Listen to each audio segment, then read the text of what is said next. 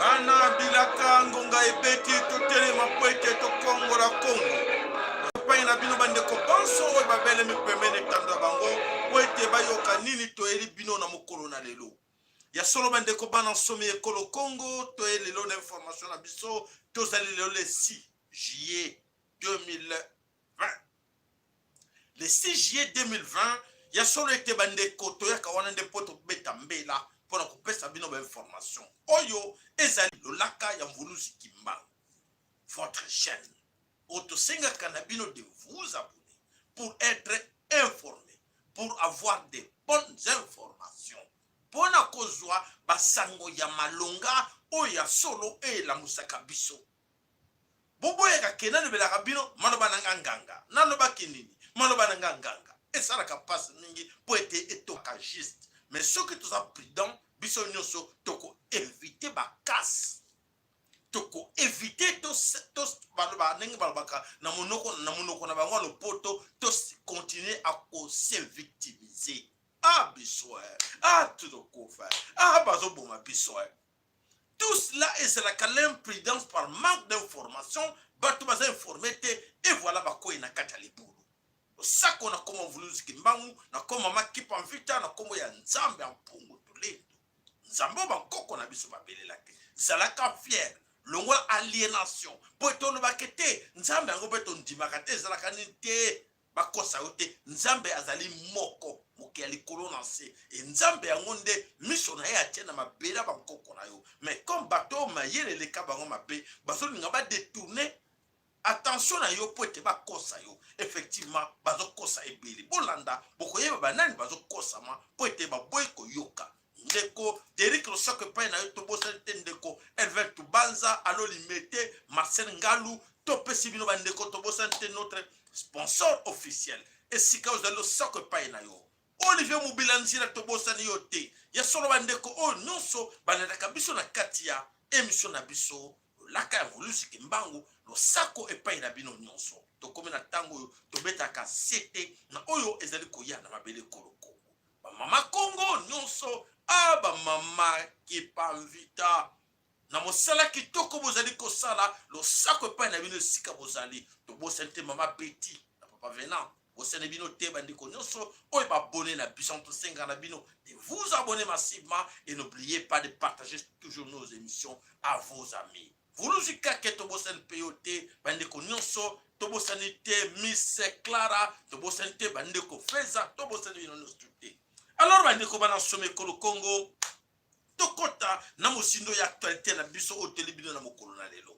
Actualité na biso oteli bino mokolo na lelo ya solo te oyo maladie du siècle pandémie onanu et monana boyete tozo koyoka ke pandémie oyo bakufi ebele. L'actualité média baza koloba mususu mais na réalité c'est autrement bande ko bozwa pe na esprit ya kokotaka ko luka ka ba information soko ke na bo plutôt ebele okotuna bango combien de morts bozwa ko kene ko to mingi te kene na ba cimetière bako biso oh non on n'a pas enterré autour de mot de gens comme qu'on vous dise là lokuta na tanga mondela za ko kosa to kena na mboka na biso et vous allez encore plus pire pour être kunande lokuta na lokuta ubwenge na ubwenge mensonge na mensonge donc ça veut dire que pandémie au bazo koloba na Congo ya coronavirus COVID-19 il y a pas la vérité il y a lokuta na lokuta pourquoi bazo mentir pour être bazana besoin ba imposer bino vaccin au bako benga na Congo ya 666 signe de la bête oyo bako chapino on to bela ka bandiko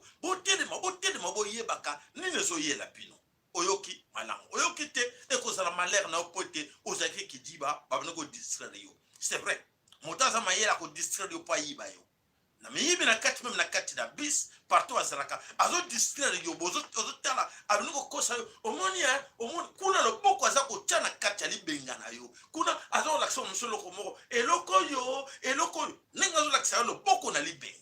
Voilà, c'est actuellement ce qui se passe aussi dans Mokili Oyo, surtout la communauté internationale. Oh, ben, oui, que tu es très vigilant. Mingi na kati na biso na ignorance et que ça la malheur na bango. Voilà tout contre la actualité na biso Covid-19.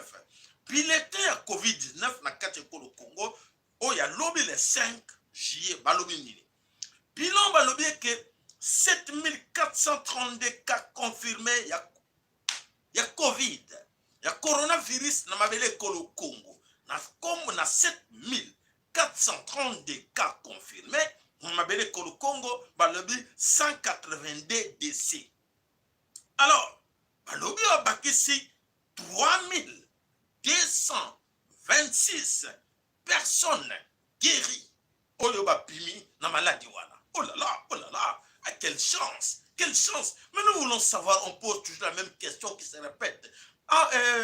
Oyo Mouyembe, le criminel faux médecin Mouyembe, dis-nous un peu. Ces malades-là, Oyo Kolobale, 7432 sont où? Et les nombres de guéris ils viennent de quel hôpital? Bah, où est hôpital, nous voulons avoir des chiffres. Dis-nous que bon, dans tel hôpital, on a eu autant de cas, autant de morts. Dans tel hôpital, on a eu des cas ou dans la ville. Pour la plupart, les cas ont se confirmé. Kinshasa seulement, Oyo Azaliko présenté, il y a 6505 cas confirmés. Kinshasa. Donc, ça veut dire que nous avons des chiffres. Alors, pour Kinshasa, les hôpitaux sont connus dans Kata Kinshasa. Kinshasa, ils ont autant Kolomoko, aussi on est hôpitaux nyonso. Tu as des chiffres. Dis-nous, monsieur, le faux médecin criminel assassin. Oyo bazo se comploter na Chilombo na o musiswa benga Etienne Longondo. Voilà bazo sala malheur mabe na mabele kolo Congo. Balobi ba chiffre ba pesi metunto yeba. Pourquoi ils donnent des chiffres comme ça? En fait, c'est pour justifier l'argent qu'ils ont reçu malhonnêtement auprès de l'Organisation mondiale de la santé. Dit que oui, on a reçu des millions, 47 millions, c'est bien. Regarde, on a eu combien de cas? 7432 cas. Et on a tout fait avec l'argent qu'on a reçu de chez vous. Alors voilà, il y a 3226 guéris et 180 morts. Oyo bakufaki. Nzokate, la mafia, il n'y a rien de bon. C'est du faux, archi faux. Alors, bandeko, ba chiffre imaginaire. Bazo proposer par exemple tout tchabo bazwa nini wana. Alors qu'est-ce qui se passe na mabele kolo Congo? Bazo pesa biso ba chiffre o ya lokuta ya maladie wana dans l'entretemps bandeko bolanda.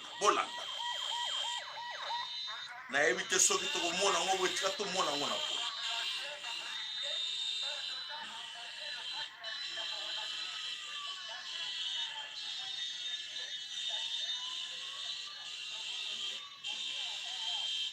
Bandeko bolimbisi bozela totiela binango dans l'autre appareil comme ça bokoyoka yango malamu po ete boyeba nini ezali koleka ya mafia. Bandeko oyo basalisaki bango balobaki ke boya boza ba corps médical boya po ete tosala tosunga bato ya maladi oyo ya coronavirus. Voilà.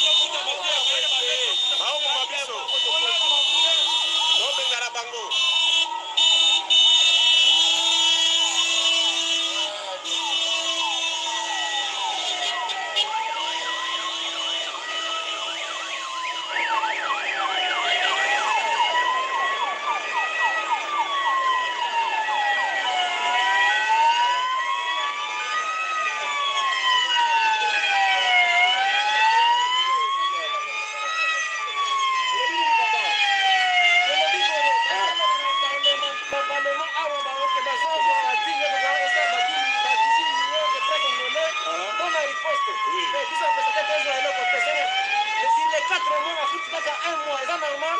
Bon, d'abord on va magaté. Na kati na biso bandeko na biso médecin bainfirmière bakosala bakufi baprofesseur badokter bakufi bamosusu bazobela koza na bakito mais biso mposo sacrifie bandekile bazopesa za mbongo na biso te ce n'est pas possible ça. C'est bon, quelle est la destination wapi? Naza na mutuka toza na base toza primature. D'accord, merci beaucoup. Merci.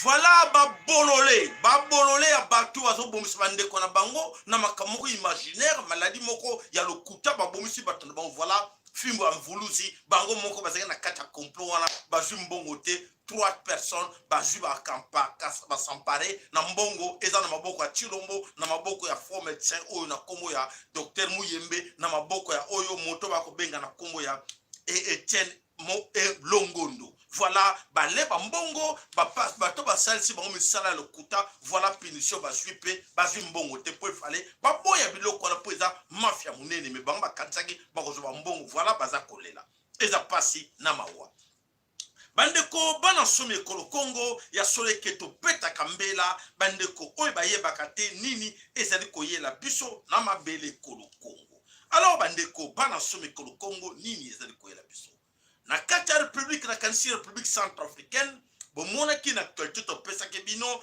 tokei na république centrafricaine tomonaki ke bato ya Centrafrique baza kolela bagene balobi no basoldat burundais batondi na kati ya mboka Centrafrique.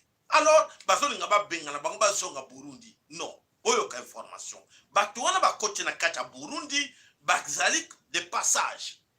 Basoda oyo ba Burundi bauti na kan otebisaki bino basalaki na kati ya frontière entre Burundi na Uvira. Basoda wana babimisaki bango bamatisi bango wapi na Centrafrique. Na Centrafrique bake wana bazoluka bakende wapi bazoluka bakita na Équateur. Jean-Pierre Bemba azali kozela bango. Eloko nini ezali kosalama misusu bakendeki na Kalemi misusu bakiti na Kaleba dongo panzani bazalaki 3000 te bakomaki 9000 oyo bakotaki ne bande 3500 no chiffre et alors bakomi 9000 soldats oyo bazoko recruter à gauche à droite ba médiocre bakoti na Kalemi bapusi bango na côté ba attaquer ba ndeko biso na sima les restes ba matil kolo. Alors Jean-Pierre Bemba est au courant de tout. Jean-Pierre Bemba bayebisi ke basoda wana bazako kita na Équateur bangonde bako ya l'air bako koma bako matcha ba drapeau ya République de l'Équateur.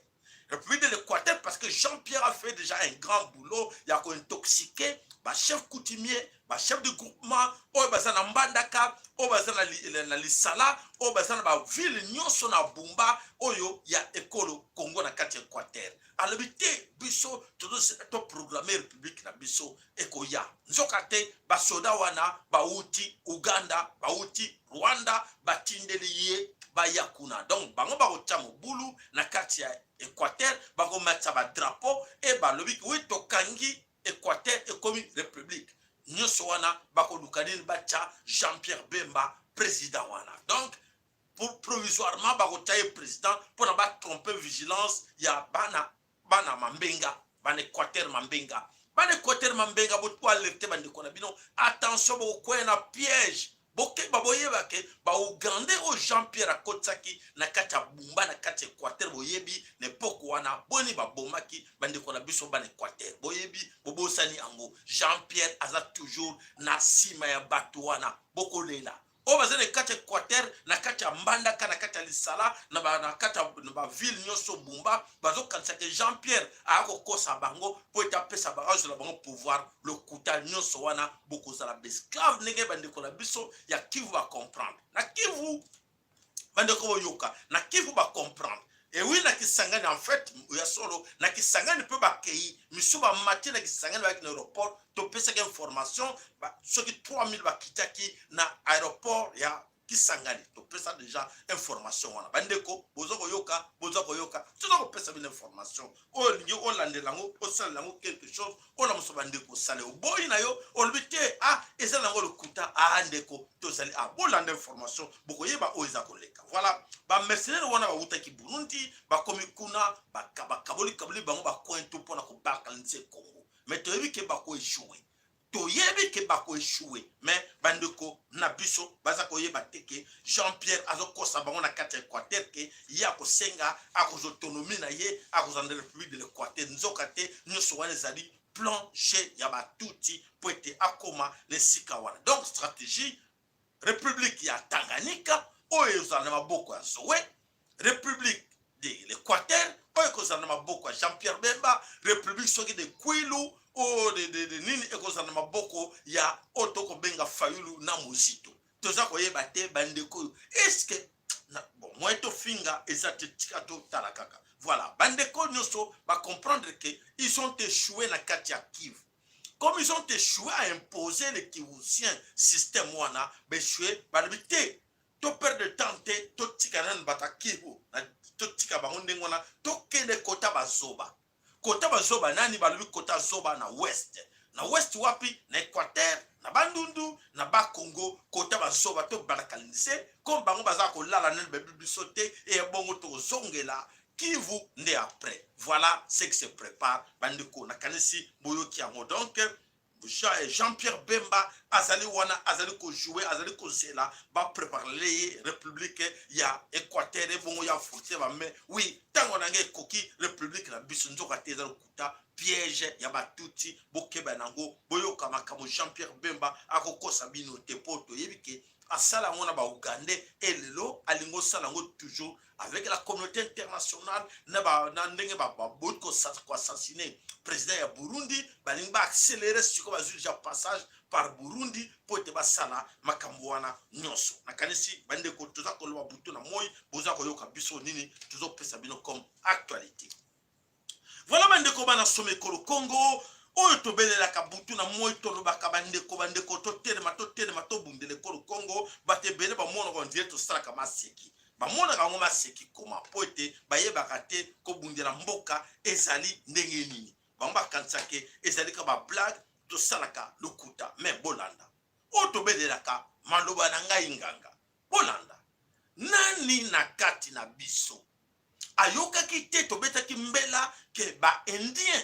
bakitaki na Lubumbashi ba indien bakitaki na Lubumbashi balakisaki tolakisaki na video bakotaki na hotel bana Lubumbashi bana ya Katanga bamonaki bafilmaki balobaki lokote bavanda toyeko pesa bine information depuis la semaine passée awa tolobi nini oui 305 chinois bakiti wapi na Lubumbashi en image vous avez vu cela les tozo loba tolo banani tolo bana kisangani te tolo bana ki Équateur te tolo bana bandundu te bana ba Congo te bana Kinshasa te tozo beta mbela na nani na biso mo ba congolais ke bokeba to lelaka te to zerati to lelaka mais na tango j'ai information bo agir et bazo ka agir te ponani bolanda voilà toyoka boyoka nanu nini ezali koleka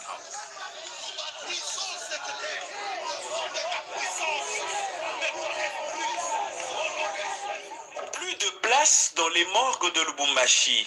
Certaines familles éprouvées prennent la route de Kipushi pour aller déposer les corps de leurs bien-aimés dans les morgues de cette commune. Cette situation est la conséquence des morts en cascade que connaît la ville de Lubumbashi, morts dues aux maladies aussi bien qu'à la criminalité. Ce mardi 30 juin, alors que la République démocratique du Congo tout entière commémore les 60 ans d'anniversaire de l'indépendance, les prophètes du Grand Katanga, eux, se tournent plutôt vers cette réalité tragique. Réunis au sein de ce qu'ils dénomment Rassemblement des prophètes, ces hommes éclairés de Dieu ont organisé toute une journée de prières sur différents sites. Tout a commencé par le débriefing de l'initiateur de cet événement, à savoir le prophète Jimmy Mutombo, à la chapelle prophétique Adonai, située dans la commune de Kamalondo. On assistait à une mort en cascade.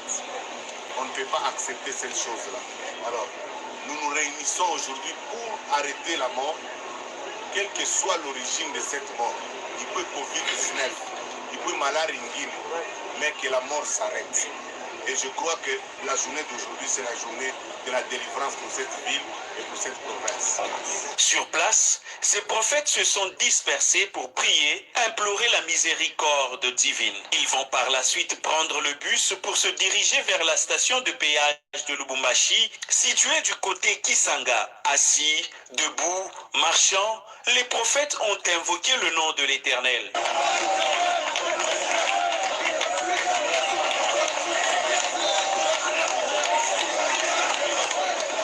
Quelques curieux venus sur place, ne pouvant pas résister, les ont rejoints dans la prière.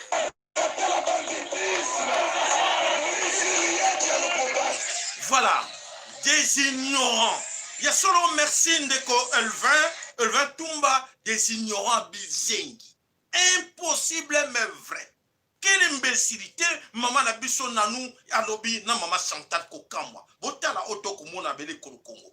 Tango bande ko baza ko belela, baton ba bino la mort. Bango ba lebite, tika bango ba vandi na bango, et lelo ba telemi ba bani ko belela, nzambe arrêter la mort. Dieu a arrêté la mort.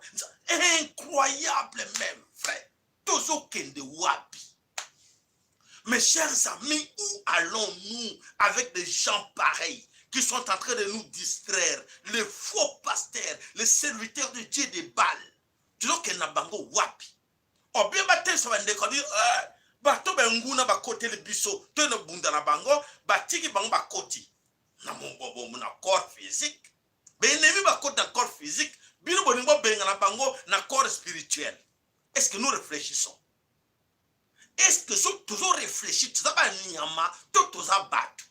Les Chinois sont en train, les Indiens sont en train le Lubumbashi en physique, on les a vus et nous sommes aussi en physique. Il fallait combattre, mais non, rentrez chez vous. Non, ils ont laissé ces gens-là. Et aujourd'hui, ils se victimisent pour plaire aux des morts en cascade. Des morts en cascade à Lubumbashi. Est-ce que vraiment, est-ce que tu as la présence de Nyama ou tu as la présence de Batu ou ça inconscient de la situation. Et les cas pareils, ça se passe pas seulement à Lubumbashi, partout au Congo. Partout au Congo, on vit cela. On demande aux gens, mes chers amis, tous téléma, tout bout de l'école au Congo, voilà, côté, quitter na Kinshasa, après avoir quitté la Kinshasa, vous voyez le Saraki. Makambouana, ils ont continué. Et les gens ne se mettent pas debout, ils ont aussi là-bas se victimiser. Voilà, souverain, sous. Pas sur toi comme on a appelé Congo, il y a solo biso botale ba hauteur nango parce que to lingi de to vivre na pas si wana. Pour être esa normalité. Voilà. Baba nous là des morts en cascade, des morts en cascade, ba chinois, ba kotaki en cascade et voilà, ba mort en cascade et de continuer na Kinshasa. Tokei wapi. Na Lubumbashi plutôt. Et ceux qui na Lubumbashi te et ko continuer na ba kwenyoso ya mabele ko le Congo parce que tozana toyebike tozana batu oyo tozana bandeko na biso mais baza batu te bazo vivre le kola banyama na mabele ko le Congo. Toyebite pourquoi toza na kaka bele Congo ko le Congo tozo servir en quoi pour mabele ko le Congo eza mabele na biso moko mais bandeko na biso baza ko yebate ndenge nini na ko se prendre en charge pour na ko lobake non ba cas pareil il faut tout arrêter là. Voilà Tokei, merci ndeko na biso des ignorants oyo baza ko yebate ke bandeko musubato misusu bazo kota balingi les Congo sans Congolais. Et voilà, bandeko ba yebi na bango te balbi ke te biso to vanda na bango po ete bazali bato malamu. Eza passe. Batindeli biso mbela balobi na kati ya Kasumbalesa. Lubumbashi, Katanga, na kati ya Kasumbalesa. Qu'est-ce qui s'est passé depuis hier à 23h? Depuis hier à 23h, Mobulu et Koti na kati ya Kasumbalesa. Ba jeune ba population ba tomboki ba lobi insécurité eleki makasi batu bazali ko kufa mingi na kati ya Kasumbalesa. Alors ba ndeko ba telemi ba ndeko revendiquer ba droit na bango na kati ya Kasumbalesa ba telemi ba bandi bitumba avec ba policier bitumba bandi na ba policier na wapi na mboka Kasumbalesa ba bandaki banda hier na 23h et continuer ti na 11h lelo. Et alors, qu'est-ce qui s'est passé? Bamona kaka ba wewa ba ye. Oh non, non, non, non, non. Bandeko. Totika makambo yo. Totika biloko yo poete. Tous on a besoin de pays la biso. Alors, bandeko. Tous bate. Banani, aza banani. Voilà pour vous dire que bato ba kenda ko bumba. Eza ti. Bola.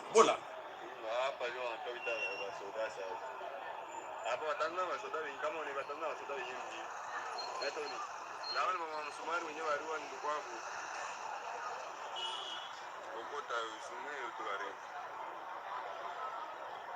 Ngarabora mantuko narudia mu.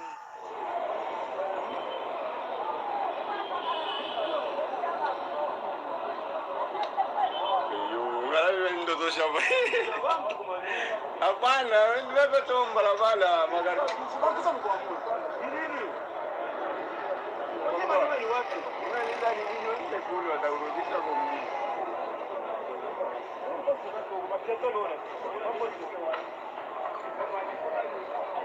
Voilà ce qui s'est passé dans Kataka Sumbalesa.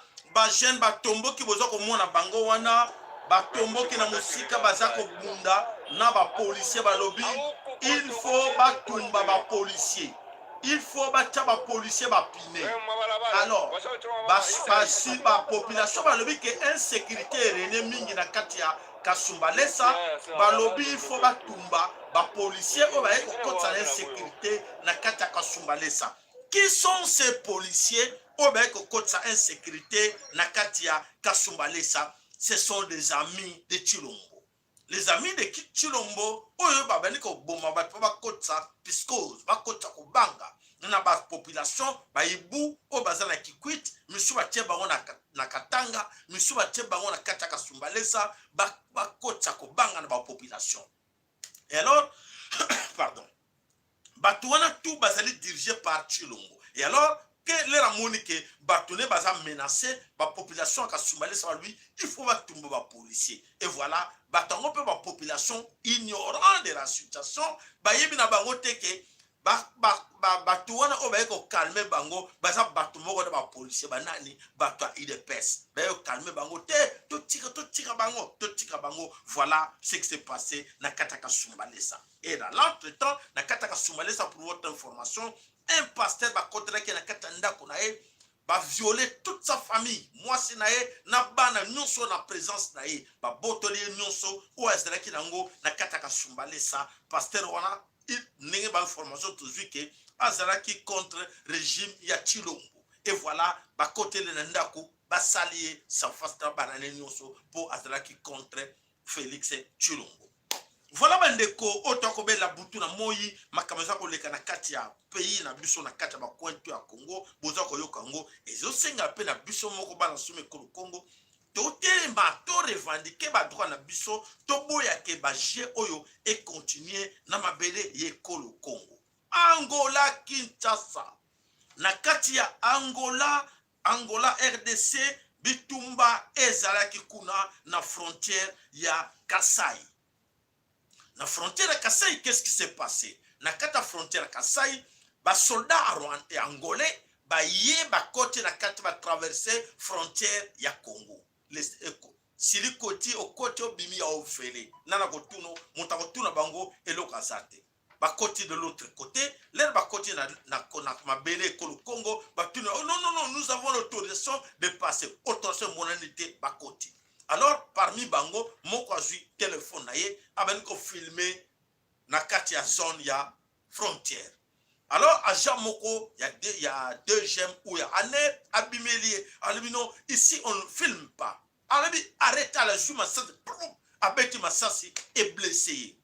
Et bouki na kansu le boko. Ah, basoda ba kola moni, c'est quoi cette histoire? Bango pe, babani ko beta masasi na bango. Soda moko angolais akofi na affrontement wana entre basoda oyo ya bazoba ya FARDC na basoda angolais. Toujours tala eza pasi na mawa nango. Donc Congo est comme nango passoire.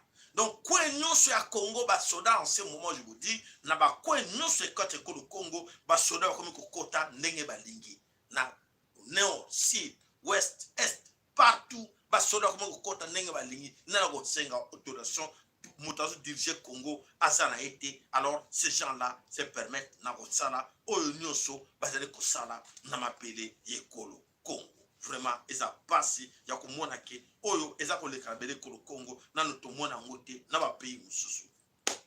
Alors bandeko eloko nini ezali koya bandeko bolanda attentivement. Les gens vont se poser la question, mais qui se cache derrière tes ordres nyonso et continue à bele kolo Congo? Bolanda attentivement et qu'on va les comprendre et le connaît les bon donc c'est à dire que la communauté internationale au betoko belela oh la France, l'Allemagne, la Belgique, l'Angleterre batie miso na Congo balobi bango ba relâcher Congo te bango ba zwaka ba minerai Congo gratuitement.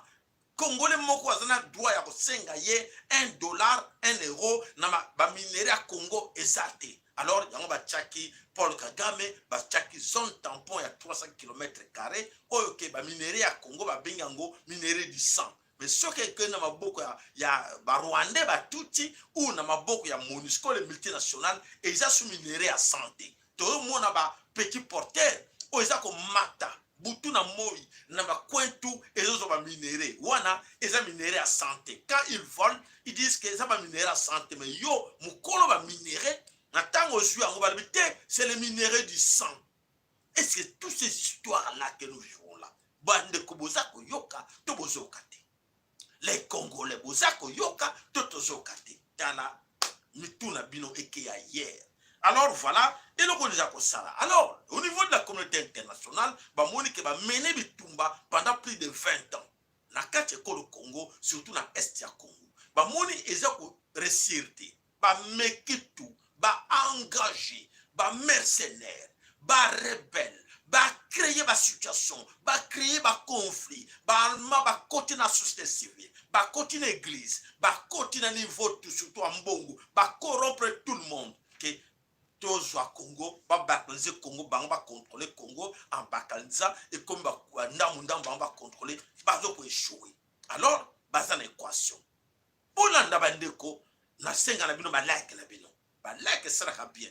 Bolanda attentivement, autre expliquer bino sikoyo. Comme ça les gens vont comprendre à qui nous avons affaire. Vos likes et abonnez-vous, je vois que vous êtes déjà très nombreux là. Abonnez-vous massivement, c'est la seule et unique chaîne qui va vous donner de telles informations. Bolanda. Alors, la communauté internationale, les autres, les Allemands, les Français, tout ce monde-là, c'est pour la question. Comment il faut récupérer le Congo? Comment on perd le Congo? En ce moment, on perd le Congo.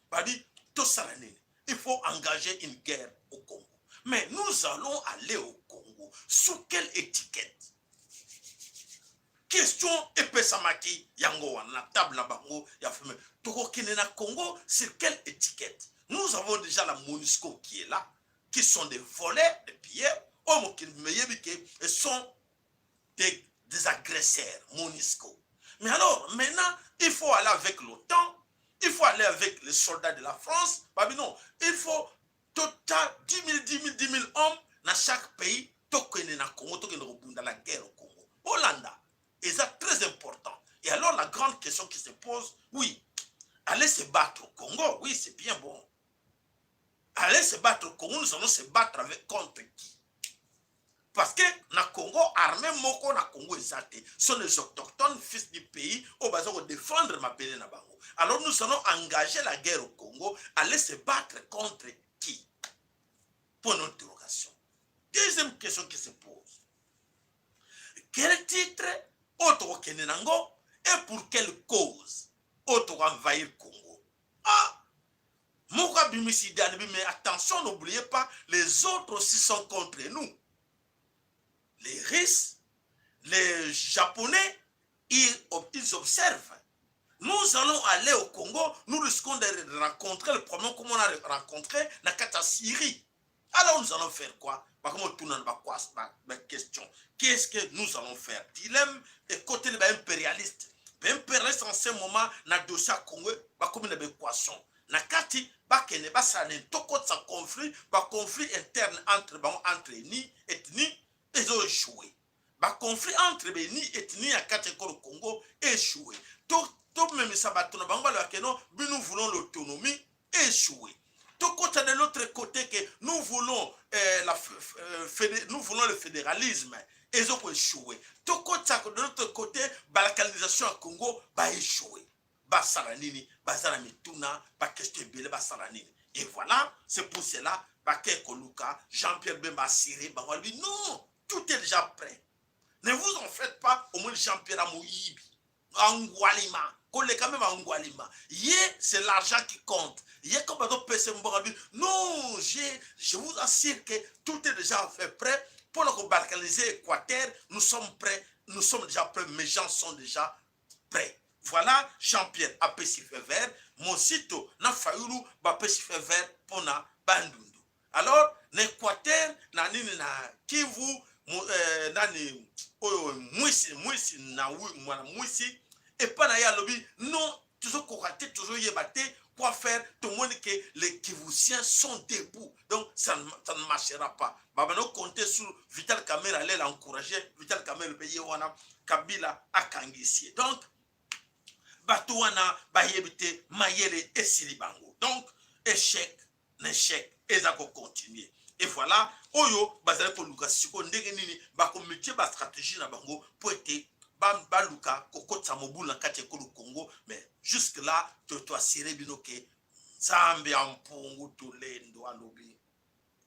Apana, Louvounou, Eko Simbate. Alors, Baterengani, Bazako Yebate, Bachanini, Bacha stratégie. Et voilà, ils utilisent tout le monde, et soit Bakenega le système avec des élections en 2023, va positionner Batuna Bango.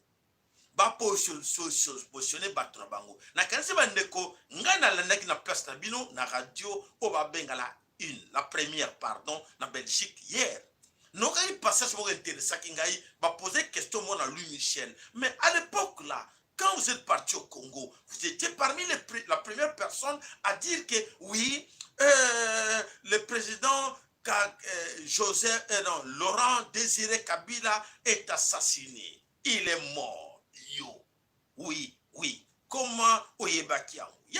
Oui, j'étais au courant parce que j'étais proche de la famille. Et comment, qu'est-ce qui s'est arrivé à Tounier? N'est-ce arrivé que soit na yo ezalakaka na Hippolyte Kabila yo pona yé comme Azala président. On n'avait pas le choix. On voyait personne au Congo.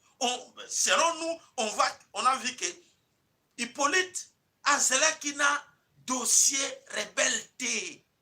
Azala qui n'a dossier politique. Donc, Louis Michel a dit que oui, Jean Hippolyte Kanambe Azaki n'a pas antécédent au rebelle wala boakeli Jean-Pierre Bemba. Le Jean-Pierre Bemba qui n'a pas rébellion. Et les autres là, allez bazaki ba rebelle, mais Kabila Azaki n'a dossier rebelle. Tala bandeko. Kabila Azaki nani rebelle au commandant Hippo. Louis Michel, je pense qu'il nous suit. Louis Michel, mais quand on parle de commandant Hippo, celui qui a assassiné plusieurs Congolais, même dans le Équateur, na tingi plus de 3 millions de morts. Dans le Équateur, c'était qui? Ce n'était pas le commandant Hippo qui était accepté après qu'il soit président. Quelle ignorance. Alors on ne sait pas à qui nous avons affaire. Donc, Bandeko, tout est ma poété, ma kamoto, bunda oyo, ezali, et le komoge fo biso moko telema. Et voilà, Bandima qui à la fin de compte 4 plus 1, tout ça a expliqué en Guadeloupe. Oui, il fallait ça, il fallait leur imposer ce système. Donc, à imposer qui biso, na mboka la biso moko va imposer, et tika la ndenge wana, lelo, 20 ans, Hippolyte Kanambe là. Et ce sont des mêmes gens qui sont dans le sillage, ils vont garder Chilombo, qu'il reste là comme il est bourrique, on va les contrôler. Et voilà, les grands perdants, c'est nous. Les autres croient que, nous sommes des leaders PES, nous sommes des gagnants parce que nous sommes au pouvoir. Vous n'êtes pas au pouvoir. Vous, des leaders PES, vous n'êtes pas au pouvoir. Les gens qui sont au pouvoir, ce sont des Tutsis. Ce sont des Tutsis qui sont toujours au pouvoir. Malheur à vous, parce que vous ne comprenez rien. et toyoka ba déclaration sur ba politicien mususu ba soi-disant ba intellectuel ba bourrique ya ba zoba. Oui, vous savez, moi je connais bien la politique. Moi ça fait des siècles que je suis dans la politique. Je sais qu'est-ce que nous pouvons faire pour sauver ce pays. Banalise bidon. Oh baza koyeba te que le système est quelque part imperméable, que mutu moko kota na katite sauf bango moko. Donc c'est à dire ce que to telemité to bundisi bango te to kolonga te. Papa Mafolo na kaze siko zali o zanango to sengeli papa Mafolo o benga ndeko paza na kata Congo Kinshasa na o nyoso sengeli ke ap chaka moins 1 plus 2 minutes to belela poete bobele ma poete to yeba nini bobumbela ki biso na mokolo na lelo. Donc bandeko to telema to bundela mabele kolo Congo. Politicien moko te oboyoka Congo. Politicien moko te a sauver Congo. Politicien moko te a libérer Congo tant qu'il est encore lié. Corps na coup. Eux qui en distance, on les commande. Donc, mutu moko te oyo bino gozo penser que oui, hier yebi politique bien. Hier a sauvé biso le kuta mutu moko a sauvé Azate. Pas ma foi le mboka yo. Papa Mafolo losako papa sayala losako bandeko nyonso bazokolanda bino mpe na Kongo bamama Kongo napesi losako na bino nyonso epa bobelemi napesi mpe losako mingi na arme na biso tobosanaka bango te baza kuna na fond bazokokendela mabele ya bakoko na biso mabele ya poloseke mbango mamaki mpavita au passage tokopesa liboso nkembo mingi na nzambe oyo ya bakoko na biso nzambe na biso tokobosanaka ye te epuis tokopesa matondo mingi na mama Kimpavita Mboloseke Mbango babondeli na biso baoyo batelemi na nzinga ya 4 coins nord sud ouest est ya mabele ya Nchikongo matondo na bango mingi na bakoko nyonso. C'est vrai papa sayala eza kasi parce que nyonso tozoloba bato on dirait matoi na bango bakamba longola batia na bapoche. Donc ils n'ont pas intention baza na posa koyoka te. Pourtant bazokolela. Na kozonga na motuna moko tuni ils vont aller sur quelle étiquette na mitumba na Congo. C'est vrai motuna wana eza penza motuna. Bazokende bakende combattre Daesh, bakende combattre Al-Qaïda, bakende combattre Boko Haram, ou bien bakende combattre oyo ya Libanais oyo tobenga Al-Qaïda. Oui. Oui.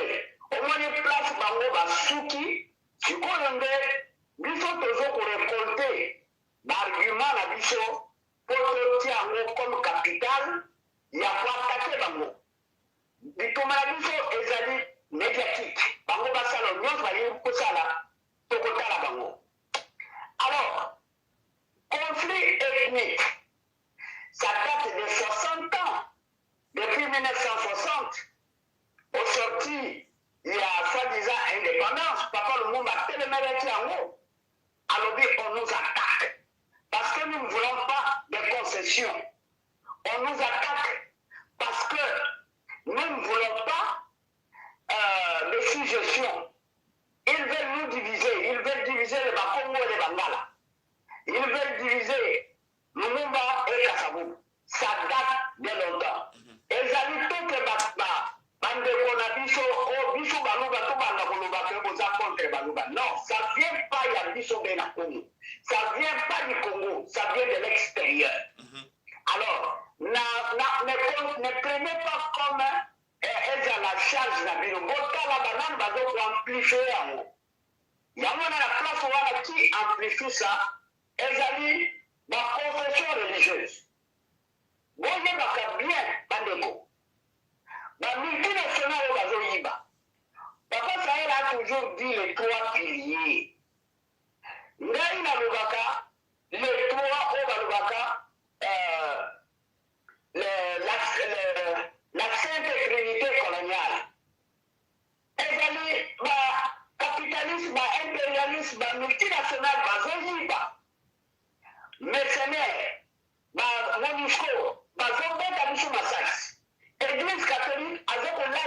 Pongi Adam Nzambe Kusala. Wana na tena bakokatanga.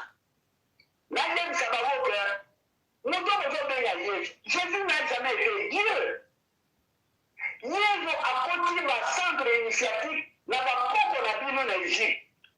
Adam il n'a jamais été Nzambe. Même Nzambe au là. Akoyaka jamais et jamais. Nzambe azana kati na yo. Comment pouvez-vous accepter que mon Dieu a outé pas na ye, aye na Nzambe, bon ni melaye, alors que bino boleke mon Dieu na Nzambe.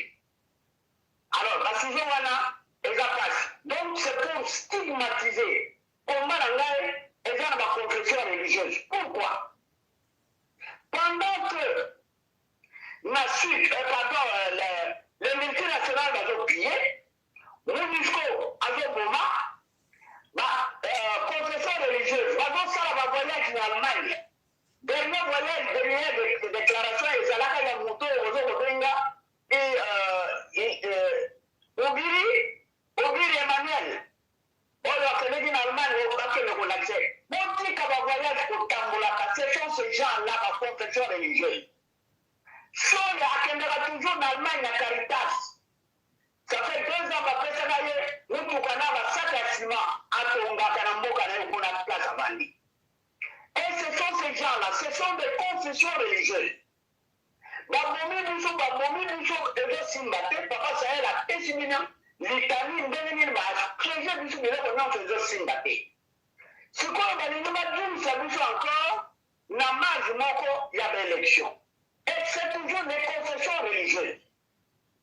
Alors, 60 ans, Mobima, pour les mots qu'ils ont cambraté, ils ont coupé.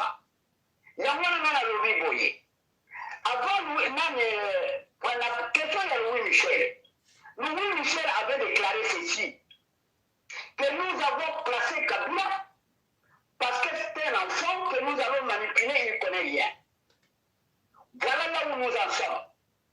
Mais Louis Michel Avanda, Aïe Bakar, nous qui est heureux, il y a beaucoup de samoté. Donc, on y est là, et pas les autres. Mais place la ligne a soutenu ça, bandeko. Porter la maroisième sa bandeko, la bino bazana mboka. Yezo koyaka jamais et azalakate. Azalaka mutuko la bino. Bombeni la mzami ya bakoko na bino, parce que nous avons lié wana ya matina, ya bakoko na bino posana ngoti lelo mais bazipa batia nani ezipa mariko to allumer yango. Donc, on a rencontré dans la coque, on a mis. Alors, en Mongo, moi ça m'étonne. Quand nous avons critiqué en Mongo, il n'y a pas une autre élection à donner. Bah, politiciens, nous sommes là. Pas d'abord, catholique, pas d'abord, protestant, ECC, soi-disant Église de Christ au Congo. Et ça est financé par les Canadiens, donc, et les anglo-saxons, parce que les protestants. Les catholiques, sont financés par les Allemands et le Vatican et la France. Maintenant, je suis argumenté, parce que je ne veux pas dire que d'échouer, je veux dire ceci que nous coûtons mon ami, jamais, Dieu a jamais, et nous avons fait regarder. Nous avons vu na passe wana nzambe ezali biso moko toza nzambe toyaka bokasi oyo bakoko na biso bazali tobenga na baeglise ngai nazokoloba nakotika ambongo na sole te tina suka parce que je suis sûr et certain d'église ezokamba. Alors bino bato boza na se nabengaka toujours bamama bosalisa biso boboya kokota baeglise soki boboyi kokota baeglise une partie ya solution ebandi komonana parce que multinational bazomona te soki église aza kuna donc tokozwa kimia bafrate bango tokende baélection eza na ntina tokende élection te mpasi bakotiela bino moto bango moko bazokomanipule eza na ntina te eza na ntina te tobenga na baeglise sikoyo même à table nous attaquer na bapoliticiens église avandi bazokojouer encore sur bapile mosusu Ce sont les églises que nous devons cibler. Tombotela bango bandako bango totumba bango mpo bandako wana eza mpe ya biso tombotela bango bana malala libanda biso tozo bandako wana voilà position naza nango ngai nabi bien ke tozokende ntina suka l'église ife ekanga na elonga toza na ntina te baya kolakisa biso nzambe oyo bango bayebi te voilà yango wana bitumba ezokende me boyebisa bandeko na bino te bitumba ezali batya allusion moko te dans l'élection, parce que vous prenez d'abord, vous avez d'abord la présidence, il y a CENI, maintenant, Congo, Congo central, tout le temps, on nous attend poste ministère de Zarakate, nous attend ministre de Zarakate, nous faut voter,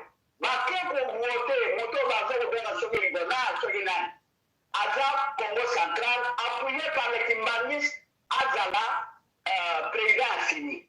Je pense que Bissoukuna na Congo, Bissoukuna na Congo central, Togo Sekela. Tala Bouzoba, élection de Memabino Wapi. À peine 2 ans pour tout ça l'élection, mandat illimité, vous avez ça déjà. Bon, qui va voter, et vous votez quel programme? Vous votez quel programme? Quand si l'on voit le Bawana, il n'a rien. C'est-à-dire que vous changez la vie de Chulongo. Tant que ton bénin n'existe, si l'on vote, vous allez le voter. Papa, c'est là. Dans la ligne Mengi, dans le salon de Sala. Pour l'amour, à combien de volets c'est qu'il m'a maman qui m'a vite. Attention, Malouba. Ma tondo ingeta papa ma follow toko lâcher une minute te toko lembate tout ça qu'on compte pour l'intérêt ya banana biso. Mais alors on se pose des questions bandeko. Comment on se laisse faire comme ça? Surtout les jeunes de Kinshasa, tu dois comprendre en côté. Bah wewa bandeko, tout ça tribaliste tout ça tribaliste tout ça nationaliste mais tout dans la réalité. Comment bateau bazo sakana biso? Je vous rappelle que ceux qui vont continuer à tika ba wewa wana ba même kabiso ba rumbo bazo sala biso bokole là et ça qui bien programmé ba telo ko kamwa ba tebele ba ko kamwa ke ya solo ona sabino sikoyo ba tebele ba ko kamwa na kanisi ebele na katini ba yebite ke IDPS c'est depuis 1982 que l'IDPS azana je oya ba rumba ya ko binisa ba congolais 1982. L'église catholique est venue na Katiagé depuis bazala avant, mais va côté accélérer la pression en 1992, 1992. Voilà, bango nous bazana kati. Le lobby va lancer marche le 9 juillet. Marche wana bango ba lobby toko marché pour na nini pour na seni pour te bat mettre ba non na pro kabila au papa folo ninga lobby ke moto kimbangiste. À la fin des comptes, ils vont se mettre d'accord.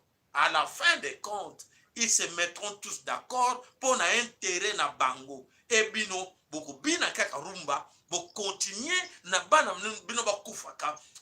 Kaka bino ba jeune yango, o bazo kosa bino, ba wewa wana ba kotikela ka ba wewa likola moto. Ba ko changer le côté. Kaka na souffrance wana sans que ba yeba ke bazo utiliser bango pour l'intérêt ba guru na bango oyo ba banda depuis 1982 ba wewa mingi ba uti mujimai ba uti Angola ba ko kotsa bana Congo ba pese ma moto ba kanti ba gagner vie nzoka te eza vite bolanda bango mingi te baza ba chokwe na kati na bango wana ce sont pas des Congolais ba tout petit peu baza na kati wana ya ba wewa wana bazo distraire bino. Oui, rendez-vous le 9 marche pacifique pour quel objectif? Pour bakosa biso kana busoba. Voilà, ba like na mesa son plaisir. Ndeko na biso Kimbangu na kati ya Congo, lo sako epai na yo, nino yeli biso mokola lelo. Oui, le sako papa ça là, le sako na ba ndeko nyonso bazala na biso. Allô? Toujours quand papa, nino yeli biso mokola lelo ko yoka nyonso za ko leka na kati na bele ko Congo. 2 minutes na yo na lombango. Papa ça là, par rapport ya makambo zo leka toujours na kati moko na biso. Omoni bato biso ndiki bango occidentaux impérialistes. Bango babosani ke eza na ba congolais o bakufaka pona moko yo o batikela biso moko yo. Congolais moko te a imposa zambe oyo bakoko na biso ko lobake bo pesa biso kaka moko oyo bango nde bandimaki keno Congolais faut za na kata moko oyo mais kaka bango wana bakolonizaka biso basalaka nyonso esengeli basala lere wana lelo baye kozonga mosusu mpona makaya ya mibale papa sayelanga na lobi boye biso bakongolais nyonso fo toyeba keno mokili oyo bakaola yango na 3 couleur na 4 couleur pardon chaque couleur ezalaka na représentant nango biso mpe toza na représentant na biso na couleur na biso en tant que bato mwindu eloko oyo ozomona papa sayala mboka oyo ekomi boye parce que nga nalobaka mo mala mingi ezali mangi ya respect ya oyo biso couleur mpe coutume nde yo ozomona basituation actuelle oyo biso toza nango lelo badirigant oyo bino bozoka oyo bazosepretendre kozala badirigant me nga nabenga bango badirigant te bazolongwa na Congo awa bazokende kozwa kindoki na Europe bazokende kozwa kindoki na Asie bazokende kozwa kindoki na Océanie bazoya nango na kati ya moko oyo papa sayala c'est-à-dire nyonso bino bozomona ezali confusion na oyo bango baye nango na oyo biso puissance eza na kati ya moko oyo yango bozomona retour nango ekomi kosala nyonso bozomona oyo sinombo baceremonie basalaka ye nzoka nde basalaka ye baceremonie oyo ezokorespondre te na mabele ya Congo yango bozomona retour ya boye papa sayala biso nyonso fo toyeba boye baprofesi nyonso oyo mfolokimango etikala koloba Congolais moko na moko soki ayebi baprofesi wana nini mfolokimango etikala koloba je crois que biso tokocomprendre nini oyo se passe na Congo et nini kose passe na Congo na mikolo konya mais lokola bakongolais baboya maloba wana nyonso ya etikala koloba papa yango bino bozomona pasi oyo na kati ya Congo ezokoka kosila nango te mais soki biso tozongi moke na nsima na oyo alobaka je crois que moko na moko comprendre nini ezoleka na Congo na oyo koya alobi vraiment eloko ekozala na ngambo na biso poko tolongo na bopete mais ndeko kimbangu motuna moko na mokuse o répondre biso na mokuse mais mpona nini bino bozala Congo Kinshasa bozoko arrive te kotelemisa bagene ke babengana bareligie wana tune baeglise na bango lelo bapaster bavandi wana bazokolobisa bino mpena ouvertement ke bazokosa bino me mutu moko azobengana bango te bazocraindre personne bozomona yango te ke bino mpe bato te bino mpe bozokosala mpe eloko te bozomona yango te bino moko ke boyebi eloko te oko bokosala ke bobengana catholique bobengana baeglise de réveil mpona nini vous faites pas ça papa sayala naza na esengo ya korépondre yo na esika wana papa na koloba boye ndako oyo ngai nafandi oyo ozomona oyo nazwi biso na nkombo ya mfumukimango papa na ngai na bato ndako wana nayoka na ressource te parce que bango bazali bato église de réveil ngai nazali moto simokimango sikoyo bango balingi koimpose ngai nazana oyo ya bango papa kondima na ngai nakoko perdre yango te par rapport ya imposition na bango vraiment nakoyebisa oyo na bopete nyonso ngai nakoma na conflit na bango na likambo oyo bonzambe oyo ozomona sikoyo likambo eza wana moko ezali papa sayala l'église oyo ezodomine awa na Congo oyo ozomona précisément na Kinshasa ezali l'église de réveil sikoyo na popularité oyo bango bazali babiso mosusu tozoconteste banzambe na bango oyo yena biso ya koyela wana toza minoritaire yango oyo ozomona sikoyo likambo wana ezopesa mpasi vraiment conflit monene ezali na bareligion entre religion ya réveil na badifférent religion oyo ozomona oyo biso tozobunda ntina moko papa sayala nga na koyebisa yo boye bamula nyonso nga naza nango papa sayala naza na 20 ans à part oyo nga nabotama ti lelo nga na kotiala kokote so ningoma te mpo namonaka te losambo nini nga nakende kosala kuna na bengi matondo ndeko r na biso ekomi mosika vraiment merci mingi mais topesi bino conseil botelema bobundela ekolo Congo bose laisser faire te devant oyo baserviteur de Dieu de Baal baserviteur de Dieu de Baal tomoni misala na bango oyo ya kindoki oyo nyonso ya mabe emonani eme biso moko bakongolais tolingi kolongwa te na kati ya prise wana na kati ya kraka wana tala tozobetela bango maboko donc totelema toboya oyo nyonso bango basalaki oyo ya lokuta basali biso matondo na bino sokola lelo abonnez-vous masima n'oubliez pas de partager nos émissions à tous les amis. Allez, merci beaucoup, bye bye à mercredi. Allez, merci Nabino Matondo Ingeta Ibu